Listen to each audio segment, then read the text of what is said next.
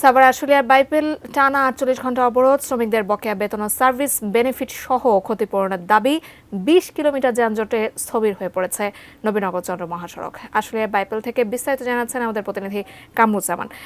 আপনার কাছ থেকে আসলে বিস্তারিত জানতে চাই যে ২০ কিলোমিটার এলাকা তারা আসলে এই অবরোধ করে রেখেছেন এবং ৪৮ ঘন্টার অবরোধ তারা করছেন, তাদের দাবি নিয়ে তারা কি বলছেন আসলে?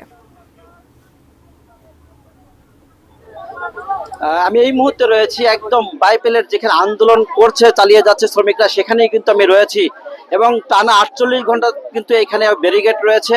আপনারা জানেন যে কিন্তু গত পরশু কালকে থেকেই কিন্তু একটানা কিন্তু এখানে শ্রমিকরা অবস্থান করছে, বৃষ্টির মধ্যেও কিন্তু তারা এখানে অবস্থান করছে। এখান থেকে এক চুলো তারা নড়ছে না, তাদের দাবি না মানা পর্যন্ত।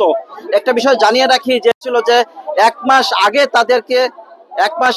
তাদের বেতন দেওয়ার,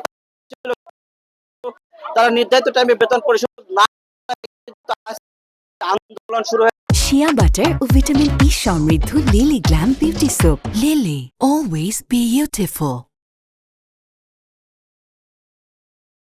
এবং ফ্যাক্টরি বিক্রি করে তিনি টাকা পরিশোধ করবেন বলে শ্রমিকদের এটি জানিয়েছেন।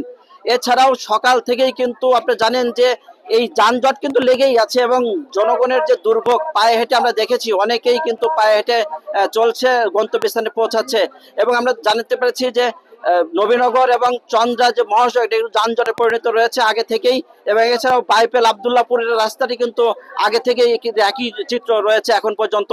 এছাড়াও আমরা শ্রমিকদের যারা এখানকে যারা গাড়িতে যারা রয়েছে তাদের সাথে ড্রাইভার হেল্প, এই ৪৮ ঘন্টা তারা কিন্তু জামে পড়ে থাকার কারণে কিন্তু তাদের বিভিন্ন রকমের তাদের শিকার হতে হচ্ছে। এছাড়াও চুরি বা মারার ঘটনাও কিন্তু আমরা শুনতে পেরেছি, ড্রাইভারদের মোবাইল ছিনতাই করে নিয়ে গেছে অনেকেই। এটা আমাদের